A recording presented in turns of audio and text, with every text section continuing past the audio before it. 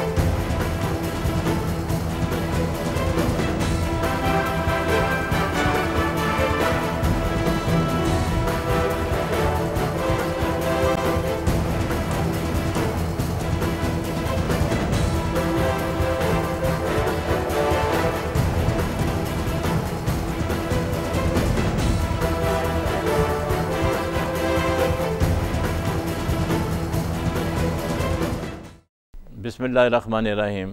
मैं हूं आपका होस्ट मुख्तार अहमद भट्ट दी पल्स के साथ।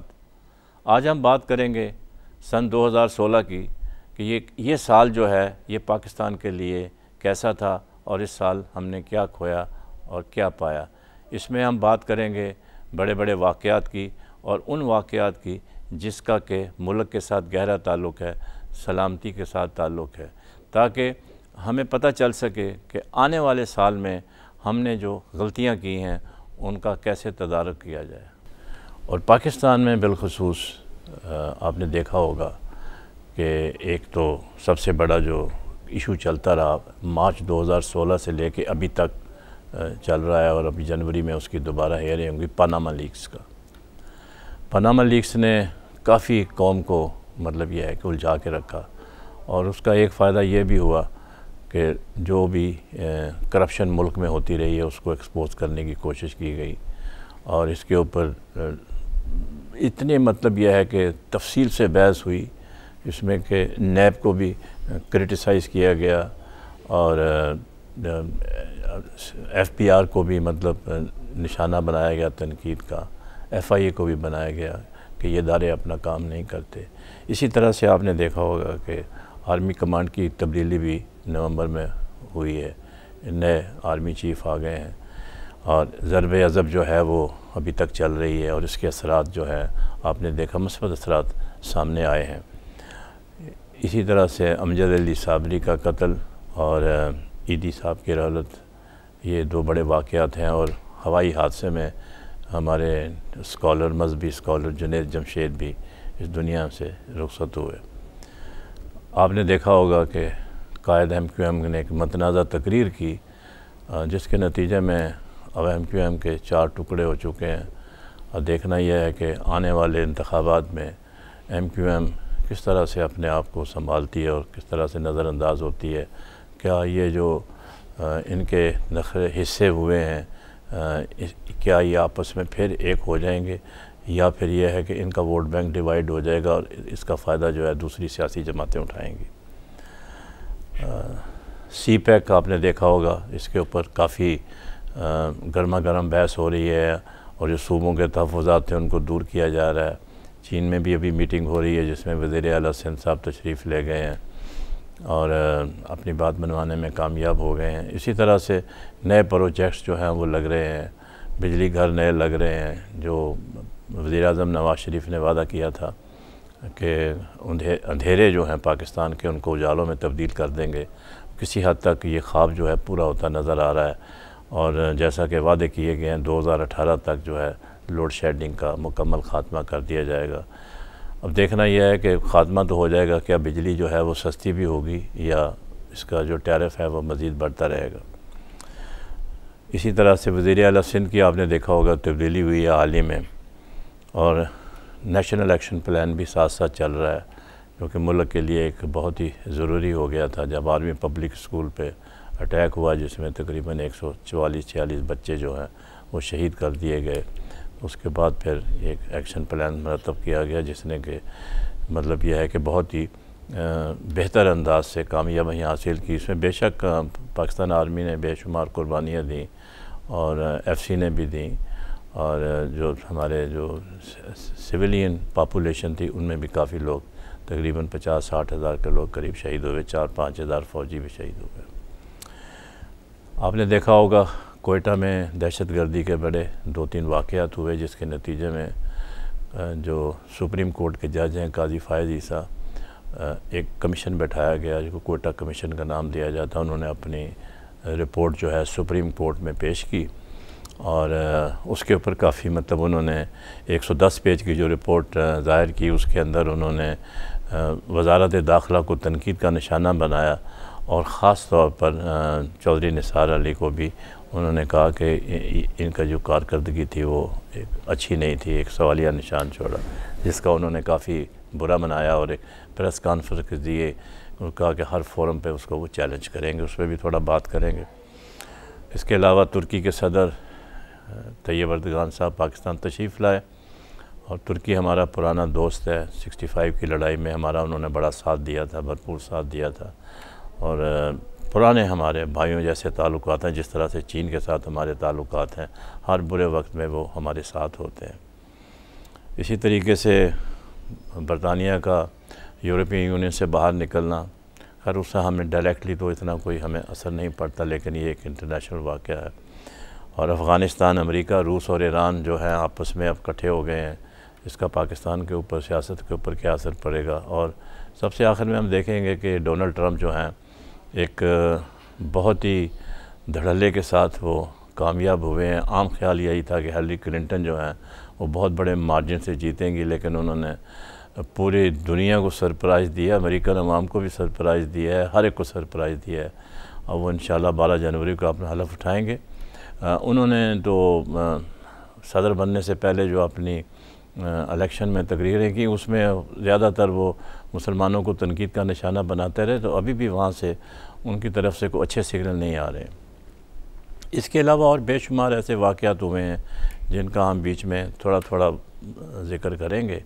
इसके लिए आज हमने दावत दी है जनाब बशारत मिर्ज़ा साहब को, जानी पहचानी शख्सियत हैं आपकी, ये सदर हैं पाकिस्तान डेमोक्रेटिक पार्टी के, बहुत पुरानी पार्टी है। मेरा इनसे पार्टी का साथ बड़ा, मेरा साथ क्या रहना चाहिए कि बशारत साहब को मैं बहुत अच्छी तरह से जानता हूँ, मंझे हुए सियासतदान हैं और इनका बड़ा विजन है, पाकिस्तान की सियासत पे बड़ी गहरी नज़र रखते हैं।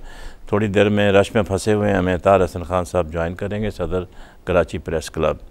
तो बशारत साहब जब तक वो नहीं आते तो फिर कोई हर्ज नहीं है, 1 to 1 भी चलेगा, अच्छा रहेगा, मज़ा रहेगा, कोई इंटरप्शन नहीं होगी और आप खुल के बात कर सकेंगे। 2016 का साल, जैसे मैंने चंद वाक़यात बयान की, इसके अलावा भी बेशुमार ऐसे वाक़यात हुए हैं। अब एक छोटे से पीरियड के अंदर इन तमाम बातों का अहाता करना ज़रा मुश्किल है। आप ये बताएं कि आप 2016 में 16 के अंदर जो वाक़यात हुए हैं, इसमें जितने मैंने वाक़यात कहे हैं, इसमें पाकिस्तान ने क्या खोया और क्या पाया पाकिस्तान के अंदर, पहले वो बात करते हैं। बिल्कुल, बिस्मिल्लाहिर्रहमानिर्रहीम। बहुत शुक्रिया भट्ट साहब, आपने आज पूरे 2016 साल को जो है उसका अहाता करने के हवाले से बड़ी तफसीली वाक़यात जो हुए उनका ज़िक्र किया। देखिए, सूरत हाल अगर हम इस अंदाज से जायज़ा लें कि जी पाकिस्तान में मामलात किस अंदाज से चले, या हमने क्या खोया, हमारे पास क्या अच्छाइयाँ हुई, या मुल्क में क्या क्या ऐसी चीज़ें हुई जिससे हम समझते हैं हम पीछे गए, दोनों साइड्स पे चीज़ें। जैसे अगर आप गौर करेंगे तो मैं पहले आ जाऊँ, 2 बड़े अहम इवेंट जो शुरू हुए इस मुल्क में, वो अगर आप गौर करेंगे कि टेररिज्म के हवाले से, वो लोकल भी और वो भी, ये मौजूदा गवर्नमेंट में प्राइम मिनिस्टर साहब ने कराची तशरीफ़ लाए। कराची के हवाले से उन्होंने यहाँ की तमाम जमातों को ऑन बोर्ड किया और फिर एक ऑपरेशन कराची में शुरू हुआ। फिर इसी तरीके से जैसे आपने ख़ुद जिक्र किया कि एक नेशनल एक्शन प्लान के हवाले से हुआ, जो इतने बच्चों को शहीद कर दिया गया उन जालिमों ने। तो अगर आप गौर करें तो ये दोनों मामलात को अगर हम इनका जायज़ा लें तो इसके बेहतर नताइज आना शुरू हुए। फॉर एग्ज़ाम्पल शहर के हवाले से, सूबे के हवाले से अगर मैं ज़िक्र करूँ तो जितने मामलात पहले ख़राब थे, जो एक सूरत हाल थी कि शहर में एक कत्ल व गारत का मामला, टारगेट किलिंग, दहशतगर्दी के वाक़यात, चूँकि वो जो ज़रब अज़्ब के हवाले से भी शुरू हुआ, तो वो टेररिज्म का अगर आप देखें तो वो लोग भी यहाँ पर आके पनाह लेते रहे। ये टारगेटेड ऑपरेशन जब से शुरू हुआ है तो उसके नतीजे में जैसे आपने जिक्र किया, इसके नतीजे में बहुत हद तक इस पर काबू पा लिया गया जी। और जो ख़ास तौर पर जो कराची के हालात थे वो बहुत बेहतर हुए। लोग 8 बजे के बाद घर से निकलना मतलब उन्होंने छोड़ दिया था। और चूँकि जब कराची के हालात ख़राब होते हैं तो इसका असर पूरे पाकिस्तान पर पड़ता है। बेशक। और चूँकि कराची के हालात ठीक हुए तो उसकी वजह से पूरे पाकिस्तान के भी हालात बतदरीज ठीक होते चले गए। तो इसका क्रेडिट जैसे आपने कहा यकीनन गवर्नमेंट को जाता है। इससे पहले भी 5 साल हुकूमत रही है और वो लाशें उठ रही थी और खुली आज़ादी थी, कोई मतलब कंट्रोल नहीं था, लॉ एंड ऑर्डर की हालत बहुत ख़राब थी।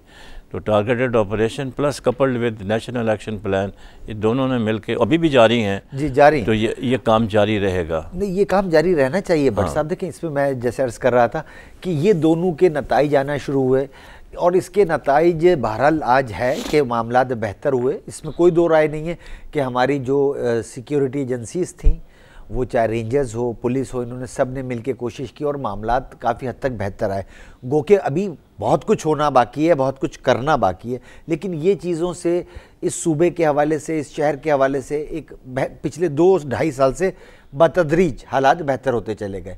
इसी अंदाज से ज़रबे चला तो ओवरऑल जिस अंदाज से आप देखेंगे जो धमाके हो रहे थे, जितने यानी हद है ना कि हम इस हवाले से अगर आप गौर करें कि पिछली गवर्नमेंट यानी उस ताले आज़मा ने एक फ़ैसला किया, उसके बाद हम पाकिस्तान के 55 से 60 हज़ार सिविलियन और 5 हज़ार से ज़्यादा फ़ौजी जाम शहादत नोश कर चुके हैं।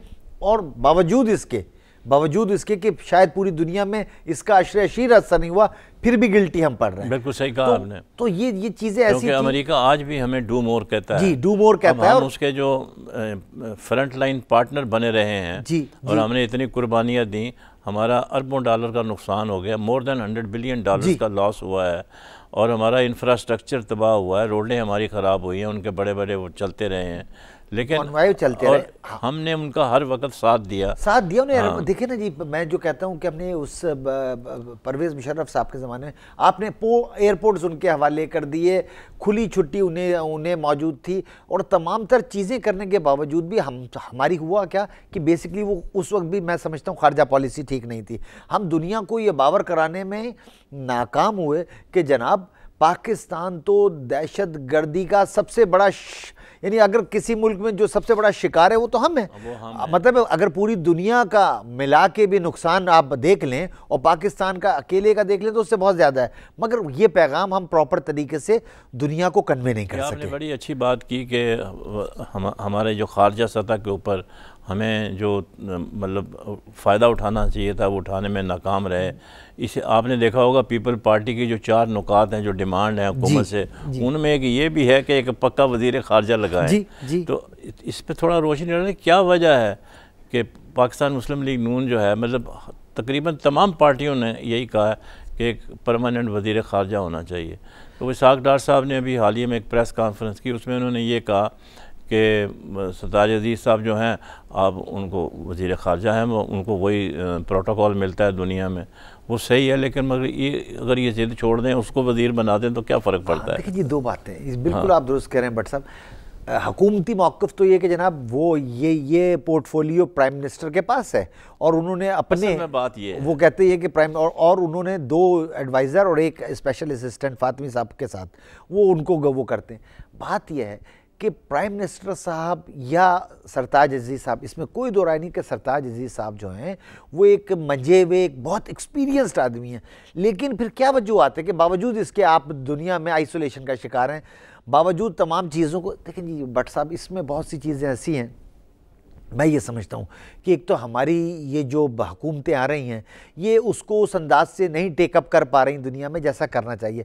फिर एक और बात भी है कि दुनिया भर में आपके सफारतकार जो बैठे हुए हैं, अगर आप गौर करेंगे वो भी अपना काम मुकम्मल नहीं करते। और ये आज या इस हुकूमत की बात मैं नहीं कर रहा, ये बहुत अरसे बहुत हमेशा से ऐसे मैं दुनिया भर में विजिट करता हूँ, आप वहाँ पर देखें कि इंडिया अगर इकोनॉमी की सूरत हाल हो तो अपना शेयर लेने के लिए भरपूर कोशिश करता है, अगर पाकिस्तान के खिलाफ प्रोपेगेंडा हो तो उसके लिए बड़ी भरपूर कोशिश करता है। सबसे बड़ा तो सबूत यही है कि इंटरनेशनल बैनुल-अक़वामी सतह पर हमारा सिर्फ एक ही मसला है, मसला कश्मीर, जिसके बारे में हम अभी तक जो सही सपोर्ट है ना तो वेस्टर्न कंट्रीज़ की हासिल कर सके हैं, ना OIC की जो इस्लामी ममालिक हैं उनकी हासिल कर सके हैं।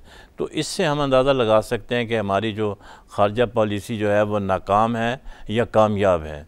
बल्कि यही नहीं, अगर आप गौर करें तो पिछले हवाले से अब तो हमारे पास हो ही गया है कि पहले कम से कम इस्लामी ममालिक और कुछ नहीं, OIC या उसमें मौजूद बहुत से ममालिक आपके लिए कुछ अच्छे अल्फाज तो कह दिया करते थे। अब तो आप गौर करें तो आपके पास एक चाइना, एक टर्की, मतलब अगर आप, और वो भी क्योंकि मुल्कों की रिलेशन देखें। बट साहब आप ये बात बहुत अच्छी तरीके से जानते हैं कि दुनिया भर में खारजा पॉलिसीज़ हमेशा उसी वक्त और उसी अंदाज से चलती है कि तमाम ममालिक अपने बेनिफिट्स, अपने मुल्क के बेनिफिट्स, अपने मुल्क की आवाम के बेनिफिट्स हासिल करने की कोशिश करते हैं। लेकिन अगर कहीं पर खारजा पॉलिसीज़ में आप पर्सनल सतह पर आ जाएं, आप अपने मुल्क की आवाम को, अपने मुल्क के डिसीजन को छोड़ के सूरत हाल कर दें, या फिर खारजा पॉलिसी के को चलाना किसी और इंडिकेटर्स की तरफ से हो जाए बजाय इलेक्टेड नुमाइंदों की तरफ से, तो ये मामलात पड़ते हैं जो हमें, जिन मामलात को हम फेस कर रहे हैं। आपने देखा होगा कि कायद MQM ने एक तकरीर की और उसके नतीजे में जो मतलब यहाँ पे उसका फॉल बैक हुआ, उससे यकीनन MQM की पार्टी को बहुत नुकसान पहुँचा। उससे पहले आपको पता है PSP जो है वो वजूद में आ चुकी थी और मुस्तफ़ा कमाल ने वो पार्टी को लॉन्च किया और उसमें जो पुराने कुछ लोग थे MQM के वो उसमें शामिल हुए।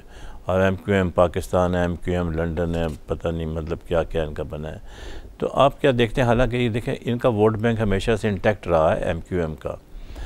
तो अभी बाई इलेक्शन भी वो उन्होंने इस दफ़ा हिस्सा नहीं लिया, पीपल पार्टी वाले जीते हैं जी, मलीर का जो पहले सीट किसी ज़माने में इनकी हुआ करती थी। तो अब ये क्या समझते हैं कि क्या MQM की सियासत जो है वो ख़त्म हो गई है?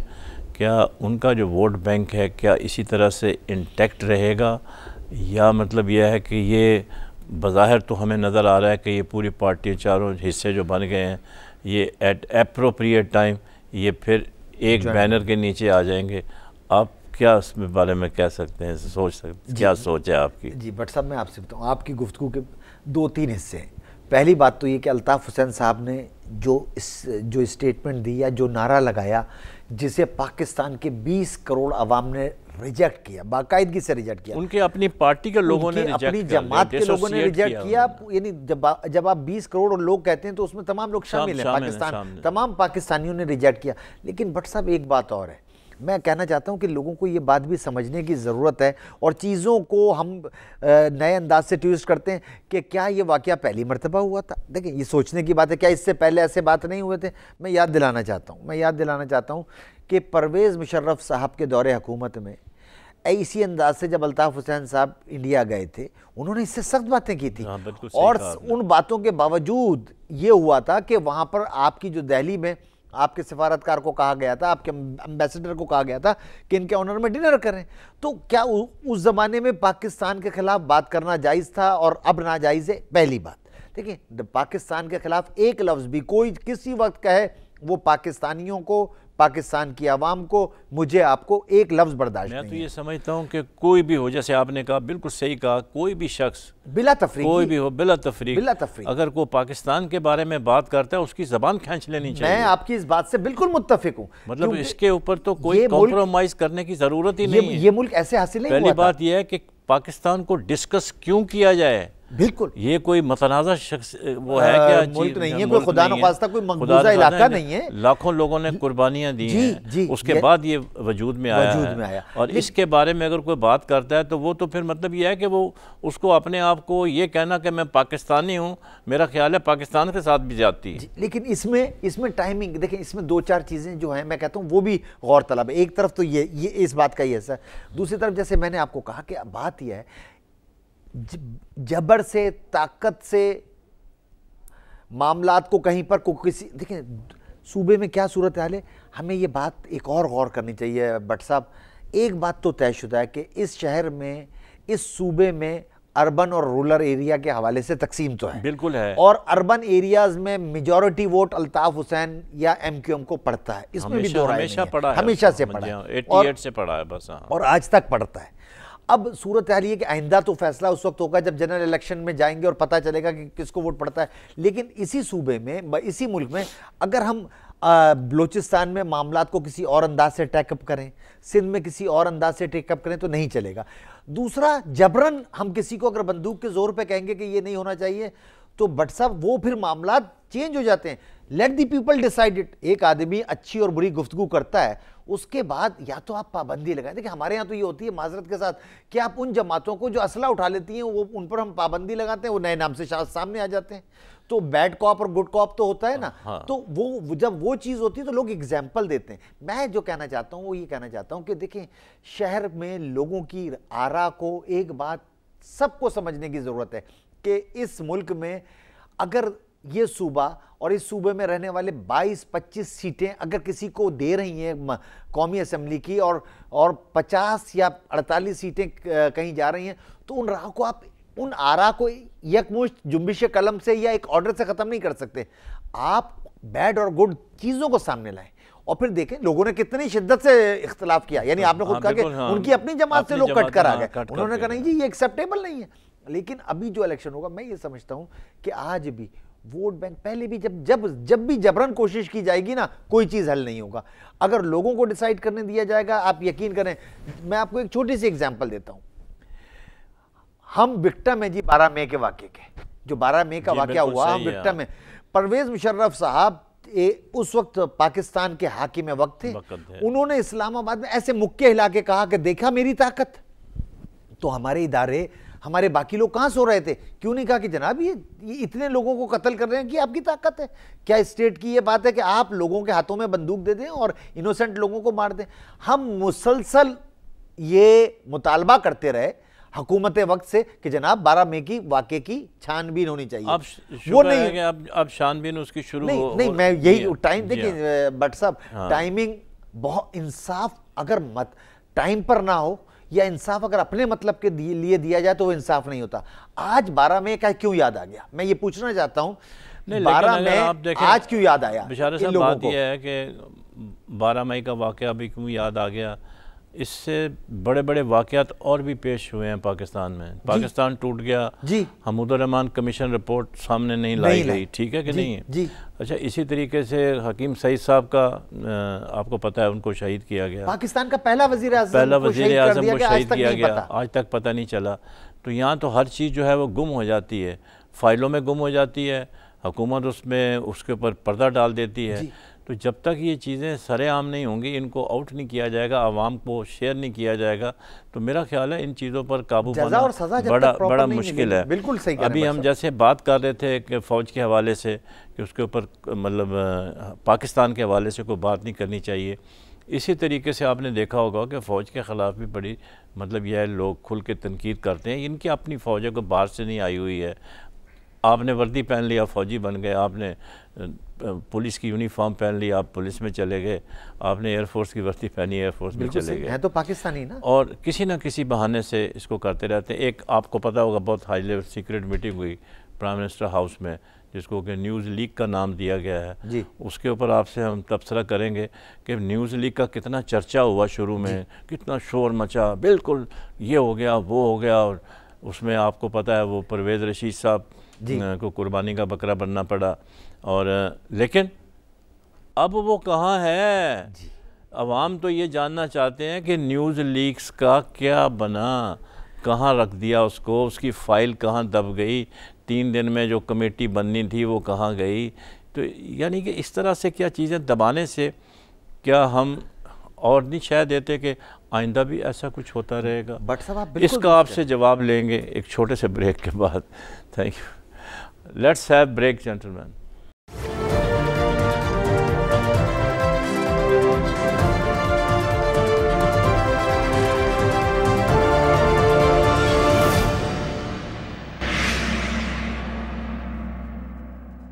Welcome back.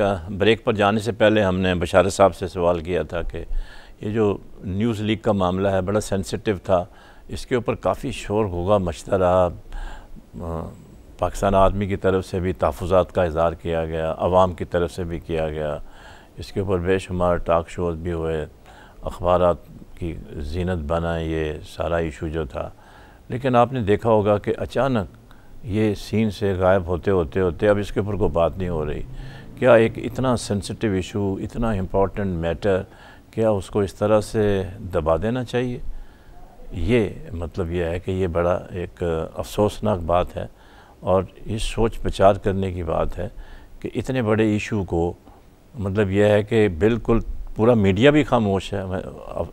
हैरान की तो इस बात की है कि एकदम एक इशू को आसमान पे लेके जाते हैं, उसके बाद उसको ज़मीन पे गिरा देते हैं, ज़मीन पे गिराने के बाद उसको दफन कर देते हैं, उसको भूल जाते हैं। इसका हर एक चीज़ का जो है, इतने बड़े बड़े जो इशू होते हैं, जो वाक़यात होते हैं, इनका मंतकी अंजाम तक पहुंचाना बहुत ज़रूरी है ताकि आइंदा से इन चीज़ों का सद्भाव किया जाए। जी बशारत साहब, जैसे मैंने आपसे अर्ज़ किया कि ये एक इतना बड़ा इशू था और इसके ऊपर कितना शोर मचा, और जो कि एक कौमी सलामती से इसका ताल्लुक़ जी जी आपने ये एक मामूली वाक़या नहीं था कि एक ऐसी प्राइम मिनिस्टर हाउस से एक चीज़ ऐसी लीक होती है। अगर प्राइम मिनिस्टर हाउस ही सिक्योर नहीं है तो बाकी कहानी तो फिर ख़त्म हो जाती है। जी साहब, आपने बिल्कुल दुरुस्त लफ्ज़ इस्तेमाल किया कि कौमी सलामती का मसला है। लेकिन बट साहब बात यह है, आपने माशाल्लाह बड़े अच्छे अंदाज से पहले भी कई वाक़यात का ख़ुद जिक्र किया। हमारे यहाँ प्रॉब्लम ये हो रही है, पहली बात तो ये है कि जब तक चीज़ों में सच्चाई और ईमानदारी नहीं होगी, क्या हमें ये सोचना चाहिए क्या वाकई ही वो अगर वो न्यूज़ लीक का मामला बहुत सिंसियर और बहुत सीरियस था तो क्यों दब गया पहले? और अगर अंदर बैठ के आपकी और मेरी गुफ्तगू हो रही है, सिविलियन और उसमें मिलिट्री दोनों बैठे हुए थे और वो टॉप लेवल था, यानी इधर प्राइम मिनिस्टर था, उधर 7-8 आदमी, वो उसके बाद लीक हो जाती है। कैसे लीक हो जाती है? मतलब पहली बात तो ये, और दूसरा अंदर अगर जो डिबेट हुई क्या वो कौमी सलामती के हवाले से थी? अगर मामला ये हो रहा हो, देखिए जी चीज़ों की इख्तलाफ राय हो सकती है, किसी चीज़ को मैं समझता हूँ कि इस अंदाज से बेहतर अंदाज हो सकता है, आप समझते हैं दूसरे अंदाज से बेहतर हो सकता है, तो पहली बात तो ये उससे कौमी सलामती हमें बनाना नहीं चाहिए। और अगर कोई मामला वाकई कौमी सलामती की ज़ुमरे में आ जाए तो फिर उससे छोड़ना नहीं चाहिए। चीज़ों को हमारे मुल्क में एक और बात हो रही है, हम ये समझ ये रहे हैं कि चीज़ों को शायद बार्गेनिंग के हवाले से बहुत हाईलाइट किया जाता है, उसमें किसी ना किसी को छोटा मोटा शिकार बना लिया जाता है। जैसे आप देखें इसमें भी हुआ ना, आपके वज़ीर इत्तलात को जो है वो जो कुर्बानी का बकरा बना दिया गया, उसके बाद मामलात कहाँ चले गए? क्या वो अगर वो इतना सीरियस इशू था, मैं तो फिर कहता हूँ, तो फिर वो क्यों दब गया? आपने बिल्कुल दुरुस्त कहा, अगर वो इतना सीरियस इशू था तो क्यों दब गया? और अगर लीकेज वहाँ से हुई थी तो एक और बात है, ये एजेंसीज़, ये सारे हमारे पास जो सारा जो नेटवर्क है वो वज़ीर आज़म के अंडर आता है, वो आपके ISI के अंडर आता है, वो MI के अंडर आता है। मतलब चीज़ें अगर वो भी पहले कहा गया, आपके इंटीरियर मिनिस्टर ने 3 दिन का टाइम दिया था कि जी सारी चीज़ें दूध का दूध पानी का पानी हो जाएगा, और उसके बाद से इंटीरियर मिनिस्टर साहब ने कोई दोबारा बात नहीं की। आपको याद होगा कि पाकिस्तान पीपल्स पार्टी के दौर में मेमो गेट स्कैंडल हुआ था। जी, मैं उसका भी जिक्र करने वाला था। वो भी देखें ना, एक ज़रूर करें, वो भी एक बहुत ही बड़ा सीरियस इशू था और सुप्रीम कोर्ट ने उनको इजाज़त दी थी 10 दिन जाने की छुट्टी पे, वो जब से वापस ही नहीं आए हैं। जी, हुसैन हक्कानी साहब जो वापस नहीं आए। देखिए बात यह है कि जब तक अकाउंटेबिलिटी, जब तक सज़ा, जब तक कल्प्रिट्स को पकड़ा ना जाए तो बात बनती नहीं है। देखें, you don't set an example, when you don't set an example तो थिंग्स विल कीप हैपनिंग। आज फिर हुआ है, कल फिर हो जाएगा, परसों कहीं और वाक़या हो जाएगा। तो आप क्या ये नहीं समझते कि इस तरह के मामलात में जो कि कौमी जिनका ताल्लुक़ हो, कौमी सलामती से ताल्लुक़ हो, अगर हुकूमत तसाहुल बरते या वो कोई एक्टिविटी शो ना करे, इंटरेस्ट शो ना करे, तो हमारी जो आला अदलियाँ हैं उनको सो मोटो नहीं लेना चाहिए, जबकि एक आम छोटी सी बातों के ऊपर सो मोटो लेती हैं।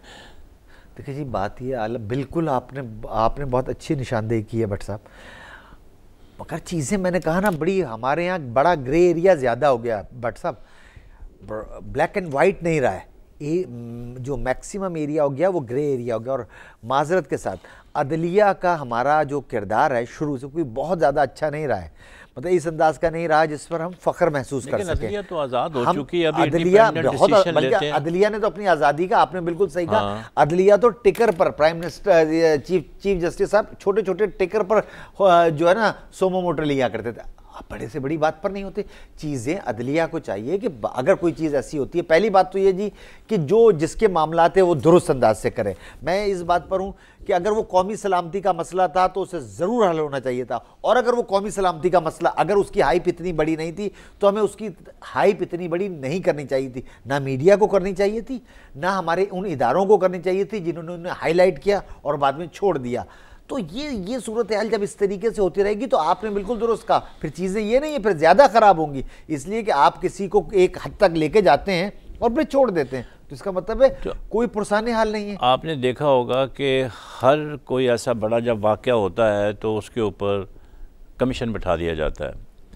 बदकिस्मती से पाकिस्तान में जो कमीशन की तारीख़ है वो बहुत ही अफसोसनाक है और ट्रैक रिकॉर्ड जो है वो बहुत पुअर है, क्योंकि आज तक किसी भी कमीशन की रिपोर्ट जो है वो सामने नहीं आई।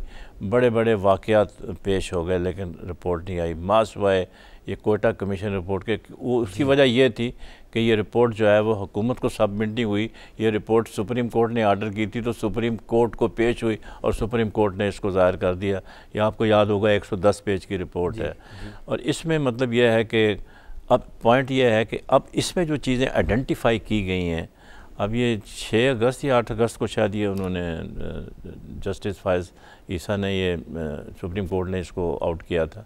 तो सवाल ये पैदा होता है कि इसके ऊपर अभी तक कोई पेश रफ्त नहीं हुई, मासवाए इसके कि चौधरी निसार ने मतलब यह है कि एक लिहाज से क्रिटिसाइज़ किया कि मैं अपना दफा करूँगा, मेरे बारे में जो भी उन्होंने रिपोर्ट में चीज़ें कही हैं उसको वो चैलेंज करेंगे। तो जो जिन चीज़ों की निशानदेही की गई है, अगर आप वो 110 रिपोर्ट पढ़ें, it is a very comprehensive, मैंने पूरी पढ़ी, एक वेरी कॉम्प्रिहेंसिव रिपोर्ट। मतलब कहाँ कहाँ खामियां हैं सिक्योरिटी की, कौन ज़िम्मेदार है, मतलब उन्होंने A to Z हर चीज़ को कवर किया है उसके ऊपर। इसी तरीके से आपने देखा होगा जब इमरान खान साहब धरना दे रहे थे तो एक फ़ैसला हुआ, कमीशन बिठाया गया, उन्होंने 40-50 ऑब्जर्वेशन लिखी। अब आप देखें बायोमेट्रिक के हवाले से कोई बातचीत नहीं हो रही कि अगला इलेक्शन जो है वो होगा कि नहीं, उसके ऊपर होगा कि नहीं होगा। इसी तरीके से वो उन्होंने जो जितने भी ऑब्जर्वेशन की किसी के ख़िलाफ़ कोई एक्शन नहीं लिया गया।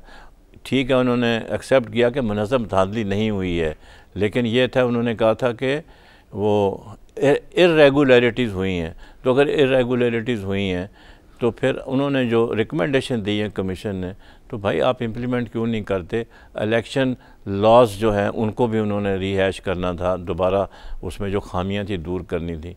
तो आखिर हम कब तक ऐसे अंधेरों में भटकते रहेंगे और शैडोज़ को चेज़ करते रहेंगे और फिर वही सिलसिला शुरू हो जाएगा, धांधली का ज़ोर फिर 2018 के इलेक्शन में हो जाएगा और वक्त ज़ाया होगा। भट्ट साहब आपने बहुत बहुत अच्छी बात की।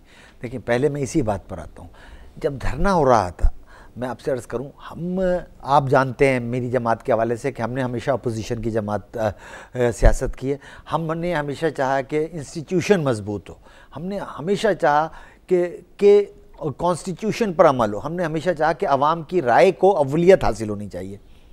जिस वक्त ये धरना हो रहा था हमने उसे सपोर्ट किया था, लेकिन उस वक्त साथ साथ ये बात भी की गई थी कि जिस वक्त धरने के वक्त आपने, इमरान खान ने, PTI ने, बाकी जमातों ने मिल के हुकूमत को इस हद तक कर दिया था कि वो इस बात पर, यानी जो 6 पॉइंट दिए गए थे उसमें 5.5 पे तो राजी हो गए थे, सिवाय इसके कि वज़ीर आज़म इस्तीफा दे। और उस वक्त कहा गया था डिमांड वो जायज़ भी थी, वो जायज़ थी कि ना दे, मतलब वो बात नहीं थी कि पहले मतलब मुझे आप इल्ज़ाम लगा दे और बगैर वो उसको कुछ करे मैं मुजरिम करार दे दूँ, ये बात जायज़ नहीं है। उस वक्त हमने कहा था कि जनाब, और आप ये गौर करें, उस वक्त साथ साथ ये भी हो रहा था कि पूरी अपोजिशन, आपकी अदलिया, आपकी फ़ौज जामिन बन रही थी कि यहाँ पर जो जो चीज़ें तय होंगी उस पर अमल दरामद होगा। अगर वो उस वक्त हो जाते, मैंने तो टॉक शोज़ में वैसे बहुत चीखा कि जनाब ये इस वक्त मनवाना चाहिए, इसलिए कि अगर हम इस्लाहात नहीं लाएंगे तो इसका मतलब है हम भी सिर्फ नारे लगाना, सियासत करना, सियासत चमकाना और उसके बाद छोड़ देना है। आपने दुरुस्त कहा कि अब 2018 का इलेक्शन है, उन्हीं ज़ाब्तों के तहत होगा, कोई उसमें बेहतरी नहीं आई ना। हुकूमत तो खैर लाना ही नहीं चाहती थी, अपोजिशन ने भी बीच में छोड़ दिया, इन्होंने भी छोड़ दिया, तो फिर क्या इस 2018 का इलेक्शन 2023 तक चैलेंज होता रहेगा। आपने 2-3 दफ़ा अपोजिशन का जिक्र किया है, क्या पाकिस्तान में अपोजिशन का वजूद है? वैसे ये भी आपका इंटरेस्टिंग सवाल है। आपको अर्ज करूं इस वक्त नहीं है। नहीं उसकी है। वजह यह है कि जो अपोजिशन है वो कहीं ना कहीं हुकूमत में है। फॉर एग्जाम्पल पीटीआई है तो केपीके में वो हुक्मरान है, पीपल्स पार्टी अगर है तो वो सिंध में जहां हम बैठे हैं वहां पर हुक्मरान है, मुस्लिम लीग नून है तो वो पंजाब और सेंटर में। तो अपोजिशन तो बेसिकली नहीं है। मौलाना फजलुर रहमान साहब हैं तो वो भी मरकज में उनके साथ बैठे हैं। तो अगर आप जमाते इस्लामी है तो वो केपीके में उनके साथ है। तो अपोजिशन तो कोई नहीं है इस वक्त सिर्फ हुक्मरान है। हाँ, कोई सूबों का हुक्मरान है, कोई पाकिस्तान का हुक्मरान है। लेकिन कमीशन के हवाले से आपने कहा था कि भट्ट साहब वो बहुत इंपॉर्टेंट बात है। मैं ये चाहता हूं लोगों को भी ये बात समझनी चाहिए कि जब 2018 का इलेक्शन आ रहा है जिस पर 126 दिन धरना दिया गया, सारी चीजें की गई, आज वो खत्म हो गया। देखिए इलेक्शन कमीशन ने उसमें जो रिपोर्ट्स दी, उस कमीशन ने उसने ये कहा कि जी बेज़ाब्तगियां हुई। और ये आप और मैं दोनों जानते हैं कि पाकिस्तान में नहीं, इंडो पाक में कोई अच्छी बात नहीं है। लेकिन हमारे यहाँ बदकिस्मती से ये ट्रेंड है कि जहाँ पर जो ताकतवर है वो इंडिविजुअल तौर पर अपने मामलात पर प्रेशर भी डालता है और अपने मतलूबा नताइज भी हासिल करने की कोशिश करता है। लेकिन अगर हम इस्लाहत कर लेते, अगर हम उसमें बेहतरी ले आते और कवानीन ऐसे बना देते तो इन लोगों को पाबंद किया जा सकता था। जैसे आपने बायोमेट्रिक का जिक्र किया, अगर उस अंदाज से होता तो मैं समझता हूं कि इसमें मेजॉरिटी जो आप समझते हैं कि जी मेरा वोट मारा गया या आपका वोट मारा गया, ये मामला हल हो जाते। लेकिन शायद कोई भी नहीं करना चाहता। लेकिन बात ये करना कोई नहीं चाहता। बेचारे साहब बात ये है कि हमारे मुल्क में रियल डेमोक्रेसी तो है नहीं। यहाँ एक मारूसी सियासत चल रही है, यानी कि एक पैटर्न सेट हो गया है। तो अगर ये स्टेटस को तब्दील नहीं होता, ये बरकरार रहता है, तो जिस तब्दीली का अवाम ख्वाब देखते हैं या जिसकी बात करते हैं, जिसके बारे में शोर है कि जी निज़ाम में तब्दीली होनी चाहिए, तो ये फिर निज़ाम कौन तब्दील करेगा? जी बिल्कुल सही। ये अवाम जो है ना, जी जी जी ये जो भी आए हैं, हम नहीं कहते कि सब ने ठप्पे मारे हैं। नहीं, मेजॉरिटी है भी नहीं, मेजॉरिटी वो अपना इलेक्शन जीत कर आए हैं और उनको हक़ हुकूमत बनाए। तो अब मेरी ज़ाती राय में, मैं तो ये क्योंकि हम आपस में बैठे हुए हैं दोनों, तो मैं ये तो समझता हूँ कि इसका मतलब ये हुआ कि ये सारी जिम्मेदारी जो है वो अवाम पर जाती है, कि वो जानते हुए कि ये जो लीडर हैं ये हमें डिलीवर नहीं करते, हम पे जुल्म करते हैं, हमें नौकरियां नहीं देते, हमें अस्पतालों में दवाई नहीं मिलती, तड़प तड़प के मरते हैं, ठीक है कि नहीं है? बिजली भी महंगी है, पानी मिलता नहीं है साफ़ पीने का, जाली दवाइयाँ बिक रही हैं, जाली चीज़ें बन रही हैं, मुर्दों के गोश्त खिलाए जा रहे हैं, कुत्तों के गोश्त आ रहे हैं। टीवी पे आपने देखा होगा कुछ चैनल जो हैं वो शो कर रहे हैं, मुर्दों के कपड़े निकाले जा रहे हैं। तो मतलब ये है कि फिर इसका मतलब है कि हम सब जिम्मेदार हैं, अवाम जिम्मेदार हैं, तो फिर इनके लिए हम क्या रोना रोएं? तो आपने खुद ही जवाब भी दिया, बहुत अच्छा जवाब दिया। मैं देखें इसमें भी दो बातें। एक तो ये है भट्ट साहब, मैं आपको अर्ज़ करूं कि पहली बात तो यह है कि ये आपने इसका, यानी ये जो सारे मामला चल रहे हैं, ये ज़रूरी है आम आदमी के लिए भी, जो वोटर हैं, जो मैं हूं, जो आप हैं, जब हम सपोर्ट करते हैं कि जिस वक्त इलेक्शन हो उस वक्त हमें ये नहीं देखना चाहिए कि जनाब मैंने तो अगर इसको वोट दे दिया तो मेरा वोट ज़ाया हो जाएगा। उस वक्त हमें ये देखना चाहिए कि अगर 20 कैंडिडेट मेरे हल्के में खड़े हुए हैं तो उनमें जो सबसे बेहतर हो या जो कम से कम क्रिमिनल हो, मैं तो इस हद तक भी जाने को तैयार हूँ। ये फ़र्ज़ बनता है कि हमें जब तक अपनी वोट की इस पर्ची पर एतमाद नहीं करेगा आम आदमी, मामलात और हालात में तब्दीली नहीं आएगी। दूसरी बात मॉरिसी सियासत की और निज़ाम की, तो मैं एक और भी अर्ज़ कर दूँ भट्ट साहब, देखें जिन जिन ममालिक में डेमोक्रेसी आई है, आपका मुझसे ज़्यादा स्टडी भी है और माशाल्लाह तजर्बा भी है, आप गौर करेंगे कि शुरू में वहाँ पर भी इस अंदाज के हालात रहे हैं। 400 साल लगे हैं सिस्टम्स को ठीक होते हुए। यानी हम ब्रिटिश जो मदर पार्लियामेंट कहलाती है, जो मदर डेमोक्रेसी कहलाती है, अगर उसको भी आप गौर करें तो शुरू में बहुत ख़राब थे। बात ये है ना कि जो ज़्यादा हमारे यहाँ जमहूरियत का शोर मचाते हैं वही जमहूरियत का अमल नहीं करते। लेकिन भट्ट साहब ये शुरू में ऐसे ही होता है। भट्ट साहब शुरू कब तक होता रहेगा? नहीं भट्ट साहब देखें, डेमोक्रेसी की लाइफ में 5-10 साल हैसियत नहीं रखते। क्या कि खुश हो जाते, यही तो जमहूरियत का हुस्न है। नहीं, लेकिन मैं ये समझता हूँ हमें लोगों को ये भी कहना चाहिए कि डेमोक्रेसी है ये इदारे, ये सिस्टम देखें कैसे ठीक होते चले जाएंगे। मैं 2-3 एग्जाम्पल्स दे दूँ। पिछली गवर्नमेंट के हवाले से बात होती है, उन पर 10,000 एलिगेशंस लगाए जाते हैं पाकिस्तान पीपल्स पार्टी के पास, बैड गवर्नेंस, करप्शन, ये वो। लेकिन मैं हमेशा कहता था कि उसमें बहुत सी अच्छी बातें भी हुई हैं। फॉर एग्जांपल, पहली मर्तबा एक आज़ाद सिविलियन हुकूमत आई, NFC अवार्ड हुआ तो चारों सूबे में प्रॉपर अंदाज से हुआ। पहली मर्तबा हुआ कि प्राइम मिनिस्टर को अदलिया 30 सेकंड की सजा देती है और उसको घर भेज देती है। इसका मतलब है कि ये फील हुआ कि अदलिया आज़ाद है। पहली मर्तबा हुआ कि डिप्टी प्राइम मिनिस्टर का बेटा आता है और उसे अरेस्ट कर लिया जाता है। आपको याद होगा परवेज इलाही का बेटा। हाँ, पहली मर्तबा होता है कि वजीर आजम के बेटे को FIA अपने कोर्ट में बुलाती है। ये हम यूरोपियन मिसालें देते थे, चाय अंदर बैठा के उन्होंने चाय पिलाई हो, लेकिन हुआ तो ये कि वजीर आजम का बेटा और जा रहा है। देखिए जी, ये इशारा पीपल्स पार्टी की तरफ है। उन्होंने तो हमेशा ही अदालतों का सामना किया है। मेरा मकसद डेमोक्रेसी की तरफ है। 11 साल तो जरदारी साहब जेल में रहे। मैं एक और बात करना चाहता हूँ, वो ये है भट्ट साहब कि जब एक इलेक्टेड गवर्नमेंट आती है ना इंडिपेंडेंट, तो बहुत सी चीज़ों में बेहतरी भी आती है। तो इसी अंदाज से अगर हम चलेंगे तो आप यकीन करें, और अब तो जितना हमारा वाइब्रेंट और आज़ाद मीडिया है, तो आप यकीन करें इंशाअल्लाह ताला 8-10 सालों में बेहतरी आएगी। और ये पॉलिटिकल लीडरान की भी जिम्मेदारी है, ये नवाज शरीफ हो, इमरान खान हो, आसिफ जरदारी हो, मौलाना फजलुर रहमान हो या कोई और हो, कि जनाब अगर आप लोगों को डिलीवर नहीं करेंगे और खुदा न ख्वास्ता पाकिस्तान की आवाम अगर आपकी तरफ से मुंह मोड़ लेती है या मायूस हो जाती है इस सिस्टम से, तो फिर क्या रहेगा। बिल्कुल सही है। अब हम आते हैं, ज़रा थोड़ा अफ़गानिस्तान का थोड़ा जिक्र कर लें, थोड़ा इंडिया का जिक्र कर लें 1-2 मिनट। देखिए, जब से मियां नवाज शरीफ आए हैं, उन्होंने भारत के साथ दोस्ती का हाथ बढ़ाया है और बहुत फ्लेक्सिबिलिटी शो की है। हालांकि वो मोदी साहब का कैरेक्टर आपके सामने है, वो तो मुसलमानों के कट्टर दुश्मन है। मतलब वो तो कहते हैं मुझे फिर मौका मिला तो मैं फिर लाशें गिराऊंगा। ये उनके अपने वो इंटरव्यू आपने सुने होंगे। तो एक तरफ तो ये है कि हम मुफाहमत चाहते हैं, एक तरफ यह है कि हम भारत के साथ अमन चाहते हैं। फिर हाईएस्ट लेवल के ऊपर जो प्राइम मिनिस्टर ऑफ पाकिस्तान है वो भी अमन का ख़्वाह है, वो भी अमन चाहते हैं।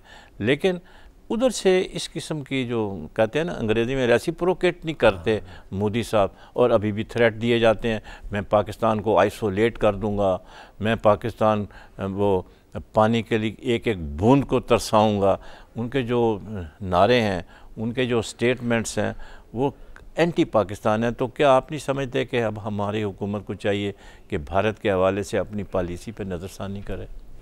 देखिए जी, मैं अर्ज़ करूं भट्ट साहब कि पहली बात तो ये है कि इसमें तो कोई दो राय नहीं है कि मोदी साहब को तो वैसे भी गुजरात का बुच्चर कहा जाता था, बुच्चर कहा जाता था, बुच्चर ऑफ गुजरात। मतलब है वो उसने जितना कत्लेआम हुआ मुसलमानों, यानी ये कोई ढकी छुपी बात नहीं है कि अमेरिका में उसको वीज़ा नहीं था अवेलेबल, तो इसी वजह से तो नहीं था कि जितने कत्ल की फहरिस्त उसके पास थी तो वो भी नहीं दिया जी, एल.के. अडवाणी तक। तो ये लोग तो वो एक्सट्रीमिस्ट हिंदू आए जो मैं समझता हूँ खुद इंडिया के लिए भी नुकसानदेह साबित होंगे। उनके अपने भी लोग अभी खिलाफ हैं उनके। पाकिस्तान एक पुरअमन मुल्क है, वो हमेशा कोशिश उसने की कि जनाब हम आपको हमेशा दोस्ती का नारा लगाते हैं। लेकिन मैं एक और बात कहता हूं, वही जो हम पहले बार डिस्कस करके गए।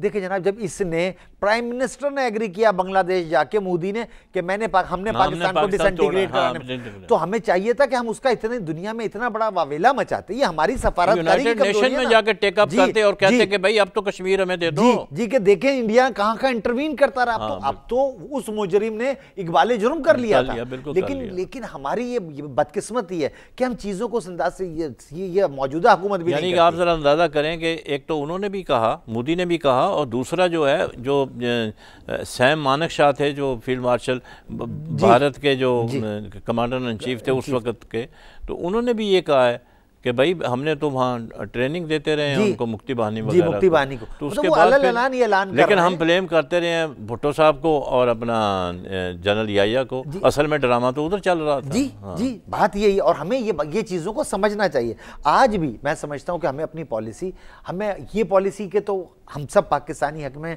कि हम अपने तमाम हमसायों से, हम किसी से जंग नहीं चाहते, लेकिन कोई हमारी शराफत को, कोई हमारी कमजोरी ना समझे, दोस्ती को, कोई हमारी अमन पसंदी को कमजोरी ना समझे। और इसका एक वाज़ा पैगाम मौजूदा हुक्मरान नवाज शरीफ साहब को देना चाहिए। यही नहीं जनाब, वो पानी बंद करने की बात ही नहीं कर रहा, उसने अभी जहलम के हवाले से किया। लेकिन हमारे साथ क्या रहा है आप गौर तो करें, यानी पिछले 15-18 साल में सैकड़ों डैम उन्होंने बना दिए, और आप कश्मीर के उस हिस्से पे बना दिए जहां से पानी कंट्रोल होता था। हमारी हुकूमतों को, हमारी ब्यूरोक्रेसी को किसी को इल्म नहीं, हमने तो कहीं इंटरनेशनल जाके शोर नहीं मचाया कि ये क्या कर रहे हैं। अब 3-4 मिनट रह गए हैं। अब देखते हैं कि बात हो रही थी अमेरिका के सदर जो डोनाल्ड ट्रंप आए हैं, तो आप क्या समझते हैं कि क्या पाकिस्तान के साथ फ्रेंडली जेस्चर करेगा, या वही इसकी जो पॉलिसियाँ होंगी जिसका उन्होंने इलेक्शन से पहले ज़िक्र किया कि वह मतलब स्क्रूटनी करेगा मुसलमानों की, और मतलब यह है कि आई लव हिंदूज़, आपने देखा होगा उनकी जो तकरीरें आई थी। तो आप उनको अभी तो आपने देखा होगा हमारे वो गए थे खसूसी क्या कहते हैं special assistant to prime minister Tarak Fatmi sahab गए, और वो जो उनके जो ग्रुप था वहाँ think tank, they refuse to meet him. तो मतलब ये है कि हमारा एक तरफ तो ये है, और ऊपर से इसका मतलब ये हुआ कि वहाँ से कोई पॉजिटिव सिग्नल आने की ज़रूर वो नहीं है, उम्मीद नहीं है। देखिए जी, डोनाल्ड ट्रंप का जहाँ तक मामला है, दुनिया में जैसे इंडिया बहुत बड़ी डेमोक्रेसी है, बहुत बड़ा मुल्क है, वहाँ पर मोदी जैसा आदमी आ गया। बिल्कुल आपने अपने इब्तदाइये में भी ये बात कही कि इसी तरीके से अनफॉर्चुनेट बात है, हमारे लिए नहीं, ये खुद अमेरिका के लिए अनफॉर्चुनेट बात है कि डोनाल्ड ट्रंप जैसा एक ऐसा आदमी आ गया जिसके मामलात, जिसकी राय, जिसका विजन बहुत महदूद था। लेकिन मैं एक बात और समझता हूँ भट्ट साहब, सिर्फ 1.5 मिनट रह गया, आपने सिर्फ 15 सेकंड है आपके लिए कि डोनाल्ड ट्रंप, मैं समझता हूं कि डोनाल्ड ट्रंप के हवाले से कि उसकी ज़ाती राय, मुल्क की जो राय है, उनकी इस्टेब्लिशमेट उसको उस पर हावी नहीं होने देगी। गो के कुछ ना कुछ हिस्सा ज़रूर हावी होगा, लेकिन जो से मामला है वो नहीं होंगे। बिशाल मिर्ज़ा साहब, आपका बहुत बहुत शुक्रिया, आपने अपना कीमती वक्त दिया। तो दूसरे मेहमान तो तशरीफ़ नहीं लाए, तो अच्छा आप कमी नहीं महसूस होने दी, और अच्छी डिस्कशन रही, और कुछ चीज़ें बाकी रह गई हैं, लेकिन एक छोटे से वक्त में इतनी बातों का अता करना ज़रा मुश्किल है। जैसा कि हमारे जो मेहमान आए हुए थे, बिशारत मिर्ज़ा साहब पुराने सियासतदान हैं और सदर भी हैं पाकिस्तान डेमोक्रेटिक पार्टी के, मंजे हुए सियासतदान हैं, इनकी पाकिस्तान की सियासत में बड़ी गहरी नज़र रही है, और इन्होंने बड़े अच्छे मतलब अपना तजिया पेश किया है। और 2000 साल में जो 16 के अंदर जो मेजर वाक़यात हुए, उस हवाले से हमने उसके ऊपर बातचीत की। आर्मी की कमांड चेंज हुई है, फिर ज़रब अज़ब के हवाले से बात हुई है, नेशनल इलेक्शन के हवाले से, MQM के हवाले से, डोनाल्ड ट्रंप की आमद के हवाले से बात हुई है। 2016 का जो साल है ये एक हंगामा खेज साल था, और अब हमने देखना है कि जो 2017 का सूरज चढ़ेगा वो क्या रंग लाएगा। क्या हम उम्मीद न करें कि आने वाला जो साल है वो मुल्क के लिए बेहतर साबित हो, और हमारी तमाम सियासी जमातें जो हैं, आज ही वो मियां नवाज़ शरीफ का मैं बयान देख रहा था, उन्होंने कहा है कि हम तमाम सियासी जमातों को साथ लेकर चलना चाहते हैं। तो मेरा ख्याल है कि सियासी जमातों को उनकी इस बात के ऊपर थोड़ा सोच विचार करनी चाहिए। बैठें जाके, sit across the table, discuss your issues. Politics तो है ही बातचीत का, पार्लियामेंट ही उसका हिस्सा है, पार्लियामेंट में हर चीज़ हासिल होती है। He is volunteering, he is offering is मतलब यह है कि आओ हमारे से बातचीत करो, बैठ के बातचीत करते हैं। तो क्या ही अच्छा हो कि 2017 में एक राउंड टेबल कॉन्फ्रेंस हो जाए, जिसमें बैठ के तमाम सियासी जमातें, कतई नज़र इसके कि उनका किससे ताल्लुक़ है, बैठें, पाकिस्तान के हवाले से जो भी मसाइल हैं वो उसके ऊपर बैठ के सलाह मशवरा करें, और एक मुतफ़िक़ा लाए अमल तय करें, और मुल्क को आगे की तरफ लेकर चलें। और आपको मैं यकीन से कह सकता हूँ, जब हम तमाम सियासी जमातें एक पेज पर होंगी, अपोजिशन अपनी जगह ठीक है, आप तनकीद ज़रूर करें जहाँ गलत काम देखते हैं, लेकिन जहाँ पे आपको उनका साथ देना चाहिए उसका ज़रूर साथ दें। अपना ख्याल रखें, अपने पड़ोसियों का ख्याल रखें, इस उम्मीद के साथ कि आने वाला साल जो है हमें मज़ीद खुशियाँ देगा और मज़ीद अमन देगा। बहुत बहुत शुक्रिया।